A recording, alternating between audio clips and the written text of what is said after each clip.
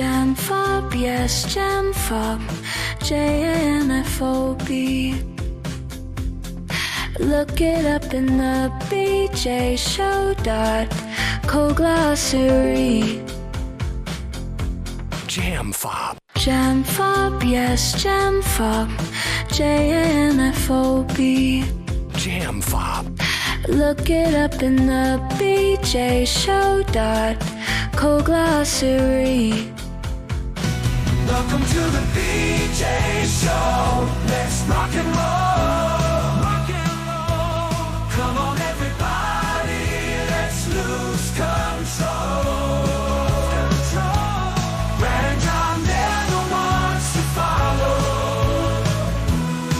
Yeah, ready for the ride. It's the BJ Show. BJ Show. It is the BJ Show. It is Monday. Matter of fact, John, you know what today is? You know what's interesting about today? It is TGIM. But more importantly, it's the last Monday of September. It is the last Monday of September, Yes, Brad. yes. And before I forget, I want to give you a shout out because thanks to you, you smartened me up about Pollinator Palooza. I took some of the old offspring to Pollinator Palooza on Saturday. Did you really? I did. Yeah, it was fantastic. I had never been to the Weldon Spring, what is it called? Interpretive site? Interpretive site, yes. Yeah, I had never been there before, and my offspring had. Now, And we had a wonderful time there. We were only able to catch part of it, Brad, but it was fantastic. And I wouldn't have even known about it if it wasn't for you. did you go inside the place? Of course I did, Brad. I saw all the lectures about uranium and why people in St. Charles County act the way they do. You know what? I just got a report here. I think it's been open for 4 or 5 years, and I just got the report. John Combest is the 99th guest to ever go inside the Interpretive Center, that in Weldon Springs. You don't think people go in there? No, there's never anybody there. I go out by all the time on 94. The parking lot's always empty.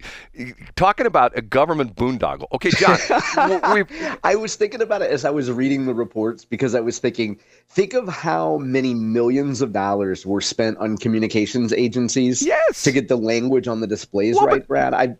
One of my last projects when I was at Bayer was to do the public tour and also the private tour. So we wrote the materials and we spent north of $1 million on the tour. John, and let me ask you this. I've said before, that's probably a $10 million building. Would you argue with me on that? Yeah, probably in the ballpark for sure. Okay, and the next question is, why do we need it? Well, because I think there's something that says the government, anytime they do anything like Coldwater Creek, they need to put signs up. Or in the case of Weldon Spring, they need to build a big, as Brad would say, fancy schmancy building and inform the people of what the government did, Brad. I think I got us off track this morning, Brad. My main point was thank you for smartening me up to that because I had a great time. Well, and that was, and just really quickly, tell people, we kidded about it, but tell people what it was about. Yeah, the Missouri Department of Conservation, along with other groups, put together an event to celebrate pollinators. And as folks in the agriculture industry often point out, roughly 1/3 of the food that you eat is here because of pollinating insects. Right. So Pollinator Palooza was an opportunity for the community to learn about the value of pollinators. And also they had vendors there. You could buy, pollinator related knickknacks. I kept the kids away from that stuff because they'd want to spend some of Dad's money. And you know how I am about spending money, Brad. So we went to the free stuff area. But yeah, it was pretty great. And they had, I would say there were 40 vendors there, Brad. And then there was folks from the Department of Conservation. Your favorite monopoly, Ameren, was there. Oh, my God. Among other folks. Yeah, it was a great event. John, and I will say this to you in that my relationship with you on the air has been an enlightening experience for me because you have this incredible ag background, and I find agriculture fascinating. And there are many times when you talk in depth about things involving Monsanto, and not necessarily involving Monsanto, but just ag in general, and you being the kind of guy that got out and rubbed elbows with the farmers and walked the crops and things like that. And I find that so fascinating, and so many people just have no idea what goes on behind the scenes to put food on their plate. You know what I'm saying, John? Yeah, exactly that. And I would also point out, Brad, I spent years, count them years, working with our honeybee coalition because, a lot of times there was a big misperception that a lot of seed treatments, neonicotinoids, and other things were causing the decline of bees. There was this whole hubbub about colony collapse disorder, wink. And so I spent years, Brad, working on the honeybee issue. See, I find that fascinating about you, John. I really do, because Oh, well, thank you, Brad. there's so Brad, go on. No, start. No, Hey, seriously. At this pace, we're never going to get to our top 3, Brad. One real quick thing. There's so many things as I go through life. There's so many things that you see from the outside. And fortunately, through the years, I've been able to get like the inside view of things, and you find out that just like the scratch on the surface of what a company, an industry, a business is really like. You know what I'm saying, John? I get exactly what you mean, Brad. Okay, time for Casey. I'm Casey Kasem. And we bring Casey in because John does this amazing thing every single day for 23 years of his life. We don't even know when the anniversary is coming up, but he won't ever say.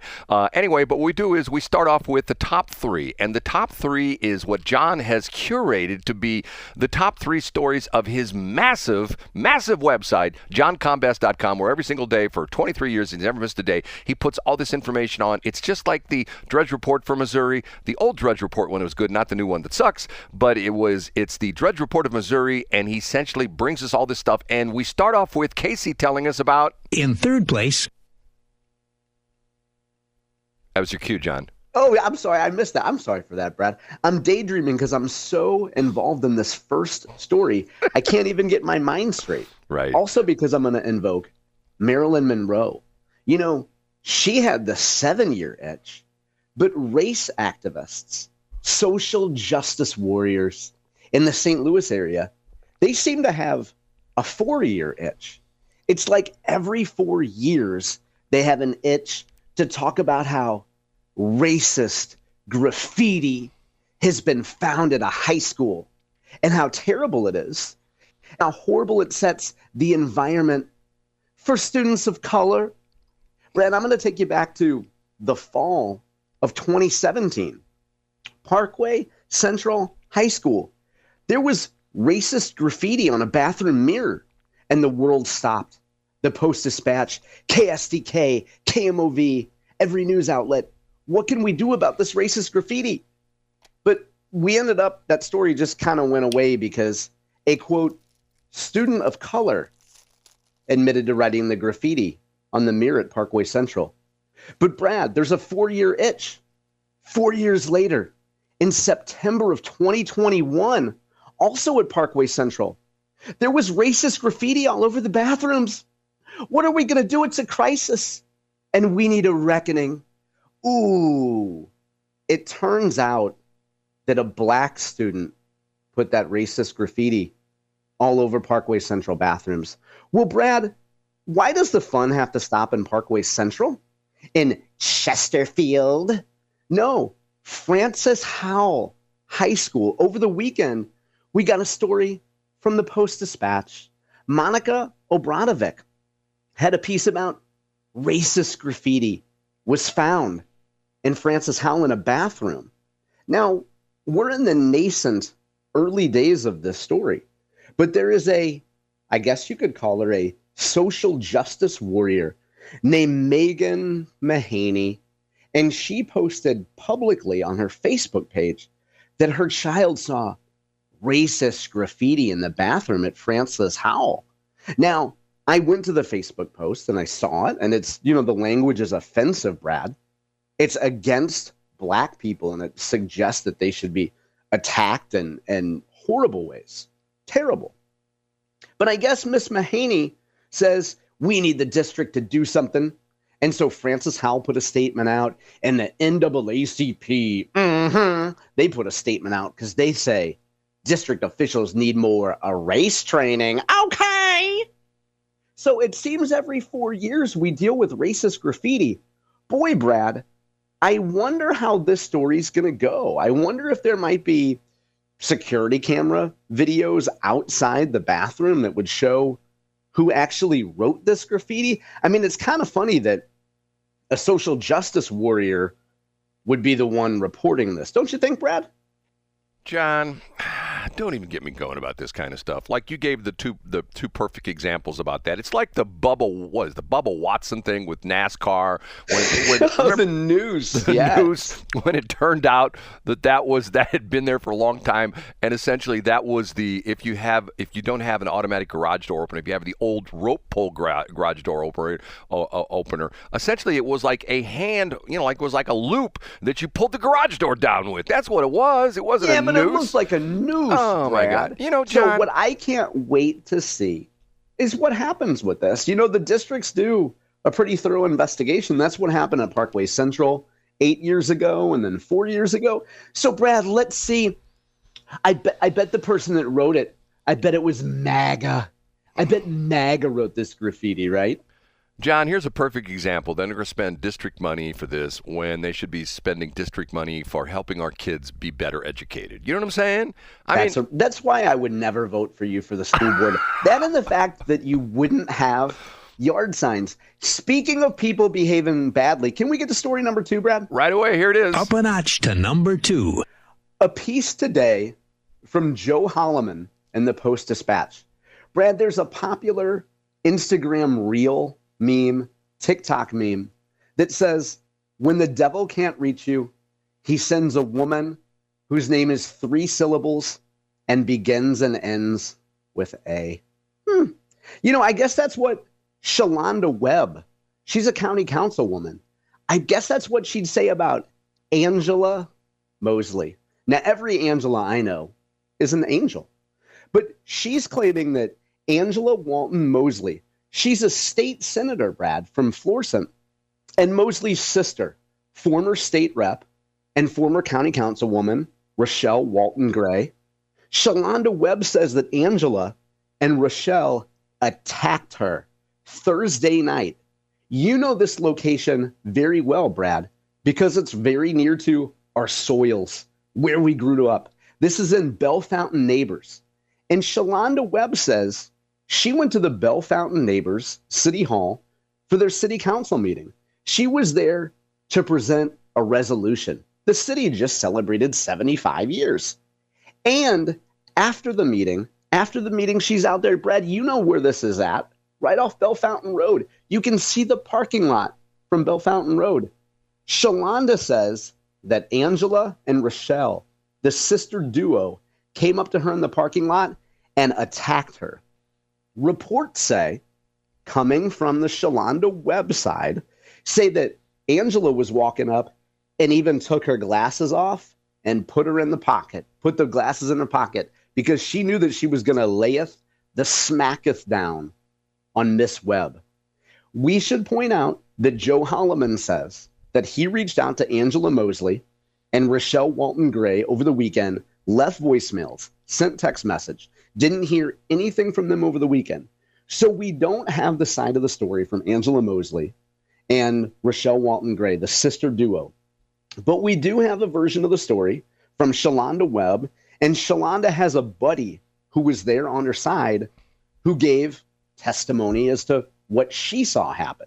Now, it's fair to say that Shalonda's friend is probably going to take Shalonda's side on all this. So there was apparently a beatdown, and Miss Webb was injured. I think she said her glasses were broken bad. And there was actually an assault, according to Miss Webb, on her by a state senator and a former state rep in a parking lot.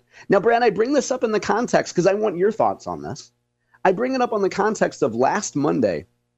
We talked about the Jack Suntrip story, how last October, 2 white boys, a state representative and the head of the St. Louis County Democratic Central Committee, Jonathan Boesch, got involved in some Hoosier fight at a campaign office in South St. Louis County.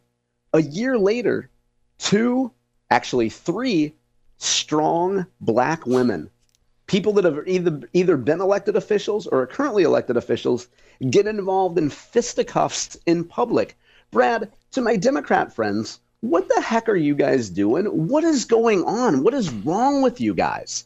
Brad, what do you think of this? I don't get it, John. I really don't. And I never asked you this before. Were you a Spanish Lake boy from the word go? Or is that where you were born and raised? Yeah. 18 and a half glorious years in Spanish Lake. So when you were born, your parents took you home to their home in Spanish Lake, right? You're exactly right, Brad. Okay, yeah. And growing up, I had sports lessons at Bell Fountain Community Center right there. I had Cub Scout camp there. I took swim lessons there, all that stuff. Right. You got me beat because I was born in North City at Barnes Hospital. Then I lived in North City for a while. Then we moved to Jennings. Then we moved way up in North County to the point where almost to the point where I could walk down to the Missouri River way off of Spanish Pond Road. And then I moved on to Claudine where the beatdown happened what was it, 2 years ago, the beatdown from Hazelwood East? Yeah, it was. I don't understand this stuff because of the fact that, first off, just like the whole thing that surfaced with the deal with the John Boesch thing, there are cameras everywhere. And if they're not the security camera version, they're people with their phones.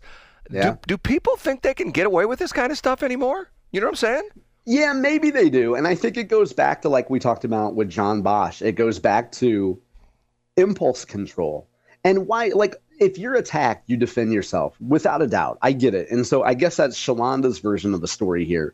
But just overall, what is going on where we're actually getting in fistfights in public? Like, what is wrong with you guys? John, but you know what? If you're a true student of history, you'll go back to the beginnings of our country when we didn't settle things with fisticuffs.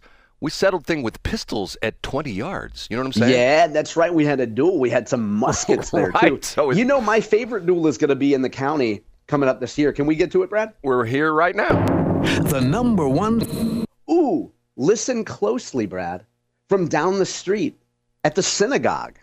Have a primary, have a primary, have a primary. Wesley Bell, what a mensch. Have a primary, have a primary, have a primary. Cori Bush, oy vey. You may have seen the piece over the weekend. We may be treated in the St. Louis area to a rematch. That's right. Cori Bush staffing up. And according to Joe Holloman of the Post-Dispatch, we may see another Cori Bush versus Wesley Bell matchup in 2026. Brad, tell me about it. Who you got? What do you think about this? John, I saw this and I thought to myself, I don't know. I mean, what's crazy enough, for the most part, you think, okay, maybe people had enough of Cori Bush, but maybe we haven't. Maybe we haven't. And I got to interrupt you, Brad, because last week, you on this very show said to me, John, I've seen Cori Bush hanging out at the Boeing rallies and the Boeing protests. And I made some kind of a throwaway joke about her hiring security and spending taxpayer money on security. And you and I just had a good laugh about Boeing, Little did we know, or maybe Brad knew, that she would be announcing. Yeah, she's making the rounds. And you know what? I didn't come out and say that, but I thought to myself, okay, why is she showing up? And remember, we made fun of the fact that when she was a U.S. rep, and John, fact check me on this, she tried to get the Boeing contract from the federal government for, the defense contract canceled. She tried to get the F-15 and the F-18 and the Harpoon missile that they make out there. I think it's the Harpoon they make out there in St. Charles. And now the F-47, they're building the new fancy schmancy plant right there on 170 and Airport Road. She tried to get that canceled, which would have eliminated how many thousand jobs in North County, John? Like a whole lot of jobs of our former friends and neighbors. Now, I know we're up against time here, Brad. I'm going to put you on the spot. You're Cori Bush. It's the end of September. Why are you announcing this on Friday the 26th, Brad? I don't know. What's coming up? Is there anything coming up? You probably know better than I do. I mean, she's got what? I don't mean to interrupt. That's a setup question, Brad. Okay. Because here's why, if you're Cori, you announce on Friday at the end of September.